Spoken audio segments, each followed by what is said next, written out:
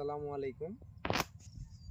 আমরা যেখানে দাঁড়িয়ে আছি এটা হচ্ছে চাঁপাইনবাবগঞ্জ জেলার শিখগঞ্জ থানা মনাকসা ইউনিয়নের ওয়ার্ডের নাম জানা নাই, তারপরেও আমি বলছি এটা রামনাথপুর পদ্মা। আমরা যেটা দাঁড়িয়ে আছি এটা পদ্মা নদীর এক পারে। তো আপনারা দেখতে পাচ্ছেন কুয়াশার জন্য শীতকাল, ওই পাশটা হচ্ছে আপনার ইন্ডিয়া আর এই পাশটা হচ্ছে বাংলাদেশ।